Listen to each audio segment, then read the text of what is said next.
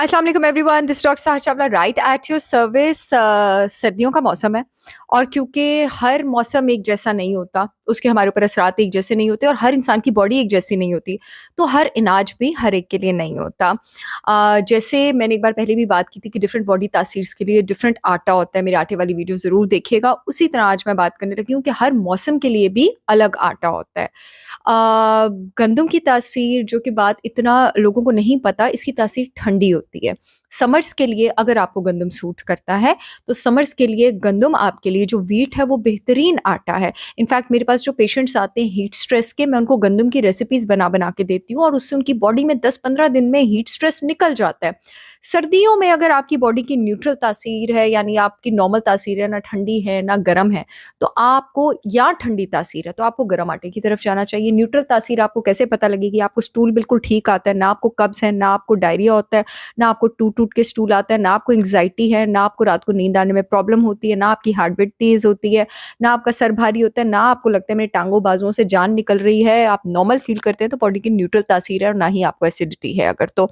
अगर आपकी बॉडी की ठंडी तासीर है, यानी आपको लगता है जैसे सर भारी है, बहुत थकावट रहती है, टाँगों और बाजुओं में वीकनेस है, एक्सट्रीमिटीज़ में, जान निकलती है जैसे टाँगों और बाजुओं से, तो इसका मतलब है कि आपकी बॉडी की जो तासीर है, वो ठंडी तासीर है। इन लोगों के लिए और जिनकी न्यूट्रल तासीर है, उनको डेफ़िनिटली अपना आटा सर्दियों में चेंज करना चाहिए और आज हम बात कर रहे हैं अमेज़िंग मैजिकल आटे की, जो कि आपके पास बाजरा है, बाजरा जिसको मिलेट भी कहते हैं और मिलेट की बहुत सारी टाइप्स हैं। बाजरा मिलेट की वन ऑफ दोज़ टाइप्स है जिसकी तासीर गर्म होती है।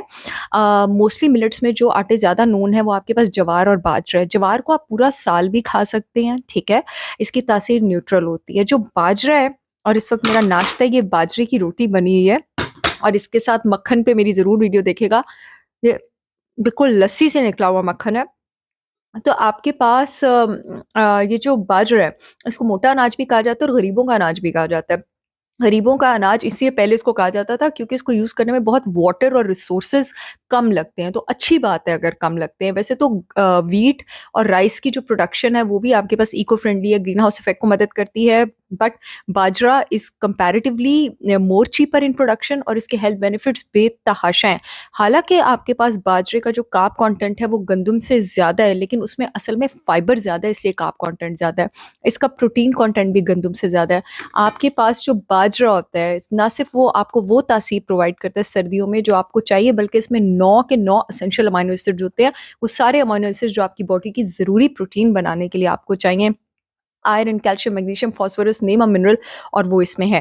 ख़ास करके आपके पास जितनी भी प्रेग्नेंट ख़वातीन हैं, उनको जो मैं मिलेट की टाइप रिकमेंड करती हूँ, मैं एमरंथ रिकमेंड करती हूँ, स्पेशली जिनको एनीमिया ऑफ प्रेगनेंसी होता है, जिनको वैसे भी आपके पास एनीमिया है।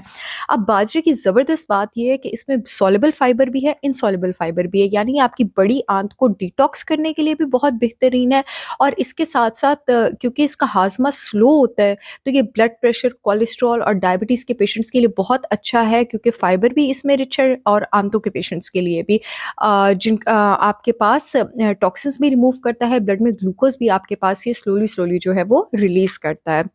इसके अलावा वो लोग जो सर्दियों में अपने रोज़े पूरे करना चाहते हैं, उन्होंने जो आटे यूज़ करने हैं, अगर आपकी बॉडी की ठंडी तासीर है, तो आपने कुट्टू का आटा बकव्हीट यूज़ करना है। बकव्हीट पर मैंने पहले भी वीडियो की थी, बकव्हीट बाजरे की ही एक टाइप है, लेकिन वो सूडो मिलेट है, कंप्लीट ग्रेन नहीं होता वो। और वो लोग जिनकी बॉडी की गर्म तासीर है, जिनको रात को नींद नहीं आती, एंग्ज़ायटी होती है, हार्ट बीट तेज़ होती है, बहुत चीक्स की फ्लशिंग रहती है, स्टूल टूट-टूट के आता है। अगर आप रोज़े रखना चाह रहे हैं सर्दियों में, तो आपने जो बाजरे की टाइप यूज़ करनी है वो एमरंथ है और ख़ास करके जिनको साथ एनीमिया भी है। स्पेशली बोन्स वगैरह वीक हैं, कैल्शियम, मैग्नीशियम की डेफ़िशिएंसी है, उनके लिए आपके पास एमरंथ और जवार अगेन बहुत ज़बरदस्त ऑप्शंस हैं। अब कुछ ऐसे लोग भी हैं जिनको बाजरे का इस्तेमाल नहीं करना है, जवार का इस्तेमाल नहीं करना है, मिलेट्स का इस्तेमाल नहीं करना है सर्दियों में। वो लोग हैं जिनको यूरिक एसिड का प्रॉब्लम है, यूरिक एसिड की पेन बढ़ सकती है क्योंकि ये ऑक्ज़लेट्स में रिच होता है, तो किडनी स्टोन्स वालों ने इसका इस्तेमाल नहीं करना है सर्दियों में। ये गोइट्रोजेनिक होता है, यानी आपके पास थायराइड हार्मोन बनने के लिए बॉडी में आयोडीन का इस्तेमाल करना थायराइड ग्लैंड को ज़रूरी होता है। तो जो बाजरा, जो मिलेट्स हैं, वो आपके पास थायराइड ग्लैंड ने आयोडीन को जो पिक करना होता है, उस प्रोसेस के रास्ते में रुकावट बन सकते हैं। तो जो लोग हाइपोथायराइड हैं, उनके मज़ीद थायराइड हार्मोन लेवल्स ये लो कर सकते हैं, तो उन लोगों ने इसको इस्तेमाल नहीं करना है। बिकॉज़ ये फाइबर में बहुत रिच है।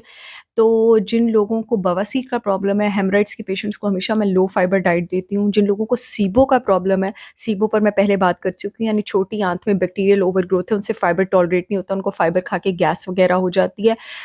हेमराइड्स और SIBO के पेशेंट्स ने भी ये इस्तेमाल नहीं करना है। अगर आप फाइबर को यूज़्ड टू नहीं हैं, तो आपने एकदम से बहुत सारा अपनी डाइट में इंक्लूड नहीं कर लेना।